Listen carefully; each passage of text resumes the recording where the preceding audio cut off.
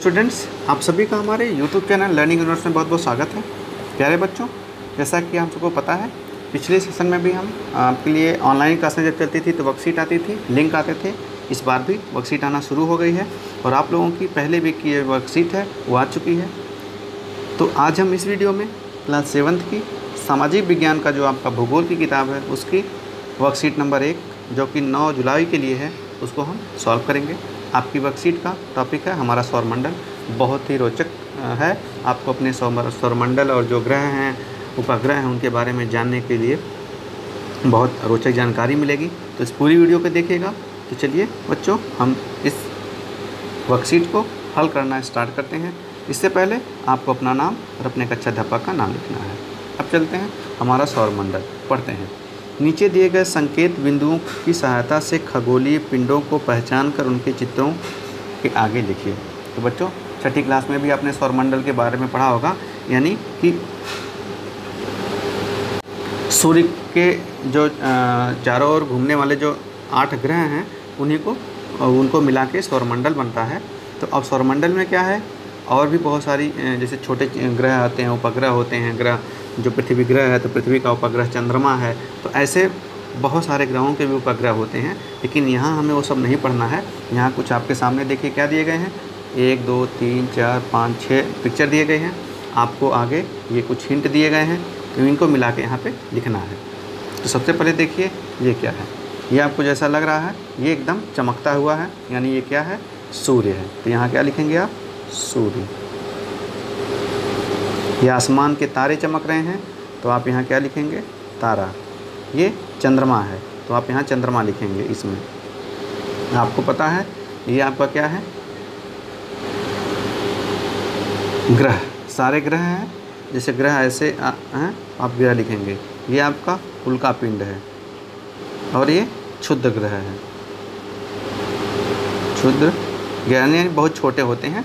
ये पत्थर, बड़े बड़े पत्थरों या छोटे छोटे पत्थरों के आकार के होते हैं। तो ये क्षुद्र ग्रह हो गया। तो बच्चों ये आप पहले करेंगे। अगर आपको थोड़ी बहुत दिक्कत हो रही तो आपको जो बुक मिल गई है, बुक से भी देख के और भी ज़्यादा पढ़ के फिर इन वर्कशीट को कर सकते हैं। अगर और भी कोई चीज़ आपको पूछनी हो और वीडियो में नीचे कमेंट बॉक्स में हमसे पूछ सकते हैं। देखिए सौरमंडल क्या होता है, सूर्य, 8 ग्रह, उपग्रह एवं अन्य खगोलीय पिंड जैसे उल्का पिंड और क्षुद्र ग्रह मिलकर सौरमंडल का निर्माण करते हैं। तो जैसे हमने बताया कि जो हमारे ग्रह होते हैं और सूर्य होता है, इनको मिला के सौरमंडल बनता है। और इनके साथ साथ जो उल्का पिंड, क्षुद्र ग्रह इनके बीच में पाए जाते हैं वो भी सौरमंडल का हिस्सा होते हैं। तो कहने का मतलब सूर्य, 8 ग्रह, उपग्रह और जो खगोलीय पिंड, उल्का पिंड होते हैं वो सब मिला के सौरमंडल का निर्माण करते हैं। तो आपसे कोई पूछे सौरमंडल क्या होता है तो आप बताइएगा। अब देखिए, सौर परिवार का एक चित्र बनाइए अथवा इंटरनेट से उसे अपनी उत्तर पुस्तिका में चिपकाइए। आपके लिए आपकी जो उत्तर पुस्तिका है उसमें या तो आप इंटरनेट से सौरमंडल का कोई चित्र उठा के चिपका दीजिए, या आपकी किताब है, किताब में सौरमंडल का चित्र दिया होगा, ऐसा ही चित्र आप पेंसिल से अपनी उत्तर पुस्तिका में बना सकते हैं। मेरे हिसाब से चित्र बनाना आपके लिए बहुत आसान रहेगा।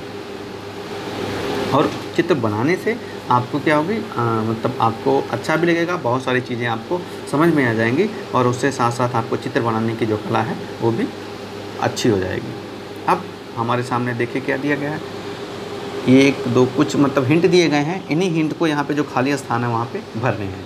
तो इसे मैं आप लोगों को 2-4 चीज़ें बता देता हूँ, बाकी आप खुद करिएगा, क्योंकि सारी चीज़ें मैं कर देता हूँ तो बच्चे उसे कॉपी कर लेंगे। तो जैसे क्या है, सूर्य कहाँ है, सौरमंडल, किसके, सौरमंडल। तो यहाँ पे क्या भरेंगे, सौरमंडल के केंद्र में स्थित है। यह बहुत बड़ा है और अत्यधिक गर्म गैसों से बना है। अब सूर्य, यहाँ भरेंगे सूर्य। सूर्य क्या है, सौरमंडल के लिए प्रकाश एवं ऊष्मा का एकमात्र स्रोत है। तो बच्चों जैसा कि हमें पता है जो ग्रह होते हैं, ग्रह क्या होते हैं, उनके पास ऊष्मा या प्रकाश नहीं होती है। किसके पास, ग्रहों के पास। यहाँ आप ग्रह लिखेंगे, आगे बता भी दिया गया है। जैसे पृथ्वी के पास ऊष्मा का स्रोत क्या है, सूर्य। सूर्य से हमारे पास देखते हैं धूप होती है तभी तो गर्मी होती है। तो अगर सूर्य ना होगा तो अंधेरा रहेगा, तो गर्मी का स्रोत ही खत्म हो जाएगा। तो ग्रहों के पास ऊष्मा या प्रकाश नहीं होता है, ये सूर्य की ऊष्मा और उसी के प्रकाश से चमकते हैं। यह तारों से ऊष्मा एवं प्रकाश ग्रहण करते हैं। तो तारा क्या होगा, सौरमंडल का एक ही तारा है सूर्य। सूर्य भी एक क्या है? तारा है।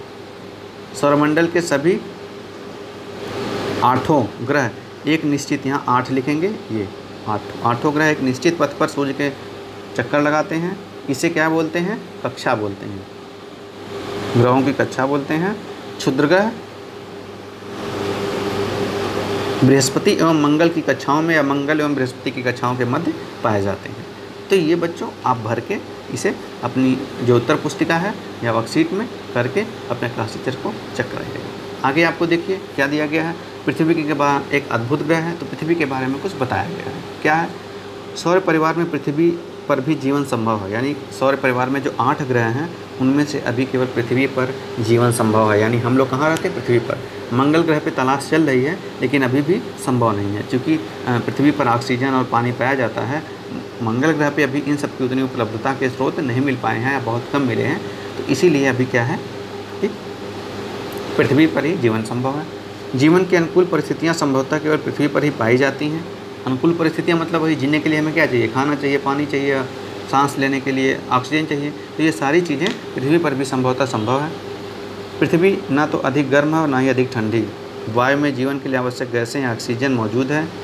इन्हीं कारणों से पृथ्वी को सौरमंडल का सबसे अद्भुत ग्रह माना जाता है। अंतरिक्ष से देखने पर पृथ्वी नीले रंग की दिखाई पड़ती है, क्योंकि इसका 2/3 सतह पानी से ढकी है, इसलिए इसे नीला ग्रह भी कहा जाता है। पृथ्वी को नीला ग्रह क्यों कहा जाता है? क्योंकि इसकी 2/3 सतह पानी से ढकी है और अंतरिक्ष से देखने पर पानी नीला दिखाई देता है, इसीलिए पृथ्वी को नीला ग्रह कहा जाता है। बच्चों, तो ये आपने पृथ्वी के बारे में अद्भुत जानकारी जान ली। अब देखिए हमें कुछ मिलान करना है, तो मिलान हम कर लेते हैं। बृहस्पति जो है सौरमंडल का सबसे बड़ा ग्रह है, तो कहाँ है? इसको यहाँ लिखते हैं। शुक्र पृथ्वी का जुड़वा ग्रह कहा जाता है, पृथ्वी की बहन जुड़वा ग्रह कहा जाता है। बुध सूर्य से सबसे नज़दीक होता है। पृथ्वी सूर्य से दूरी के स्थान पर 3रे नंबर पे है और वरुण सूर्य से सबसे दूर है। तो बच्चों इसको ऐसे मिला करके अपनी जो वर्कशीट है उसमें करिए, या आपकी जो उत्तर पुस्तिका है उसमें करके अपने क्लास टीचर कक्षा अध्यापक के पास भेजिए और इसका मूल्यांकन करवा लीजिए। और भी आपको इससे संबंधित कोई जानकारी या कोई चीज़ नहीं समझ में आई है तो आप कमेंट बॉक्स में हमसे पूछ सकते हैं। वीडियो देखने के लिए आप सभी बच्चों का बहुत बहुत धन्यवाद। और अगर ये वीडियो आपको पसंद आया हो, इसमें दी गई जानकारी आपको अच्छी लगी हो, तो इस वीडियो को आप और भी लोगों तक साझा करिए, हमारे चैनल को लाइक और सब्सक्राइब करिए। धन्यवाद।